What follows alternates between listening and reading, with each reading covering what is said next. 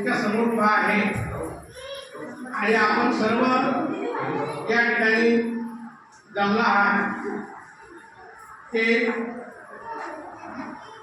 संपूर्ण जगाला प्रिय असलेले सिम्बॉल ऑफ नॉलेज, ज्ञानाचं प्रतीक म्हणून ज्यांचा मान सन्मान हा संपूर्ण जगात होतो असे विश्वरत्न भारतीय राज्यघटनेचे शिल्पकार डॉक्टर बाबासाहेब आंबेडकर यांना मी या ठिकाणी सर्वप्रथम विनम्र अभिवादन करतो.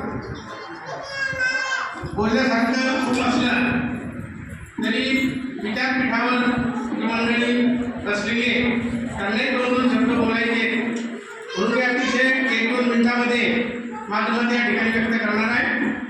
आजच्या कार्यक्रमाचे विद्यापीठावर उपस्थित असलेले सन्माननीय अध्यक्ष, इतर सर्व मान्यवरगण आणि या ठिकाणी उपस्थित बक्षीस घेण्यासाठी असलेले सर्व विद्यार्थी मित्र आणि उपस्थित बंधू आणि भगिनींनो, विद्यार्थी मित्रांनी ज्या ज्या ठिकाणी जाल तुम्हाला फक्त बक्षीस घ्यायचं आहे म्हणून तुमचं लक्ष बक्षिसाकडे ठेवू नका. तुमच्या आधी एक सुंदर या ठिकाणी बोलणं झालेलं आहे की तुम्ही कितपत ऐकलं तुम्हालाच माहिती आहे. मुलांना वारंवार सूचना कराव्या लागतात, शांत बसा शांत बसा.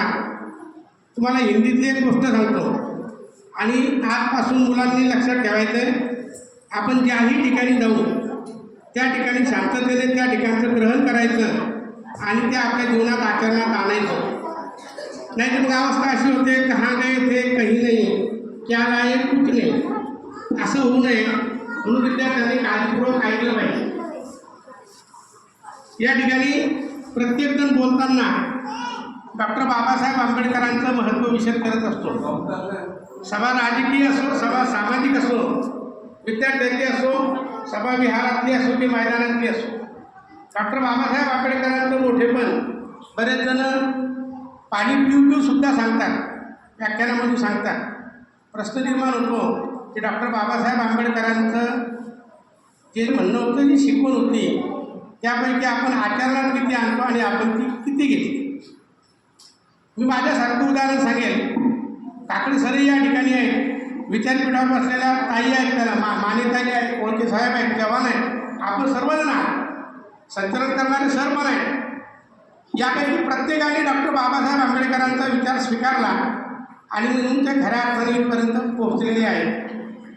ज्यांनी तो विचार स्वीकारला नाही, डॉक्टर बाबासाहेब आंबेडकरांनी संविधानामध्ये भरपूर तरतुदी करून ठेवल्या, हक्क आणि कायदेसुद्धा आपल्याला दिलेले आहेत, अधिकारसुद्धा दिलेले आहेत, पण ते पुस्तकातच राहू नये म्हणून त्यातलं आपण किती घेतो ते जर आपण घेतलं तर खऱ्या अर्थाने डॉक्टर बाबासाहेब आंबेडकरांचं नाव घेण्याचा आपल्याला अधिकार असतो. डॉक्टर बाबासाहेब आंबेडकरांचं नाव आपण घेतो आणि जेव्हा 10वी 12वी MPSC UPSCची मेरिटची यादी पाहतो तेव्हा बाबासाहेबांचे लेखन त्यामध्ये नसतात. ते बाबासाहेबांचं नाव घेत नाही पण कृती करून मेरिटमध्ये येतात. जे बाबासाहेबांचं नाव घेतात ते कृती करत नाही आणि मेरिटमध्ये येत नाही. यापैकी काय घडतं त्याचा विचार सुद्धा समाजाने केला पाहिजे. आम्ही खेड्यामध्ये शिकत होतो, राहत होतो आणि त्या खेड्यामधून आम्ही चांगलं शिक्षण घेतलं. मुन्नगाव, बुलढाणा यासारख्या ठिकाणी या ठिकाणी आमचा प्रवास झाला. अगदी ग्रामीण भागामधून आई-वडील शिकलेले नसताना, घरामध्ये कुणी शिकलेले नसताना MA BEd हिंदी साहित्य विशारद आणि इंग्रजीमध्ये हैदराबाद विद्यापीठातून ग्रॅज्युएट झालेला मी शिक्षक ते शिक्षणाधिकारी असा माझा प्रवास झाला आणि मी शिक्षणाधिकारी म्हणून निवृत्त झालो. डॉक्टर बाबासाहेब आंबेडकरांनी जे सांगितलं ते मी घेतलं. ते जर मी घेतलं नसतं तर आज माझी अवस्था ही खेड्यात असणाऱ्या माझ्या एखाद्या भावासारखी असते. पण आपल्याला शिक्षणातून हे जे घ्यायचं आहे, पुढे जायचं आहे, त्यासाठी मी मला कवितेच्या 2 ओळी सांगणार आहे. ज्यांना शिक्षण घेता आलं, डॉक्टर बाबासाहेब आंबेडकरांचा विचार घेता आला, ते खऱ्या अर्थाने पुढं आले आणि ज्यांना तो विचार घेता आला नाही त्यांची परिस्थिती आली तशीच आहे. मी माझ्या कवितेमध्ये 2 ओळीमध्ये त्याचं वर्णन केलं की शिक्षणाने आम्हाला काय दिलं, समाजाला काय दिलं, तुम्हाला काय दिलं, मला काय दिलं आणि या मुलांना या मुलींना काय घ्यायचं आहे. आम्ही जेव्हा शिक्षण घेत होतो, नोकरी नव्हती, त्यावेळेला आपल्याशी वागणारी माणसं कशी असतात. आपण शिकतो, नोकरी लागते, मान सन्मानापर्यंत जातो आणि तीच माणसं मग आपल्याशी कशी वागतात हे 2 ओळीमध्ये मी आयुष्य मांडण्याचा प्रयत्न केला आहे. पहिल्या ओळीमध्ये मी म्हटलंय, दिला नाही घास कुणी पोटात बेचा डोंब असताना. विषय लक्षात घ्या, शिक्षणाने आम्हाला काय दिलं आणि शिक्षणाकडून आम्हाला आजही काय घ्यायचं आहे हे आजच्या पिढीला सगळ्यात महत्त्वाचं काम आहे ते सांगितलं पाहिजे.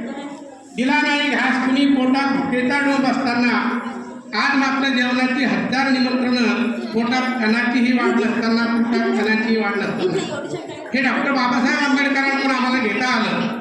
त्यांची प्रेरणा आम्हाला मिळाली.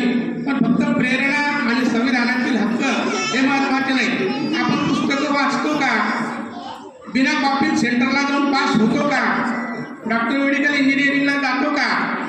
आता शहरातली बरीच मुलं या शहरात पास होता येत नाही म्हणून 10वी 12वी पास होण्यासाठी हे लगतच्या शहरामध्ये जातात. 10वी 12वी तर पास होत्या, परंतु पुढे इंग्रजी वाचता येत नाही, सायन्स आणि गणित कळत नाही. डॉक्टर झाले तर तिथेही अडचणी येतात. आणि मग असे कच्चे मडके घडण्यापेक्षा खऱ्या अर्थानं घडायचं असेल तर आपण चांगलं शिक्षण घेतलं पाहिजे आणि तरच आपण खऱ्या अर्थानं पुढे जाऊ शकतो. ज्या ठिकाणी संडे स्कूल सुरू आहे त्या ठिकाणी धम्मविचार विद्यार्थ्यांवर पेरला जातो, अतिशय चांगली गोष्ट आहे.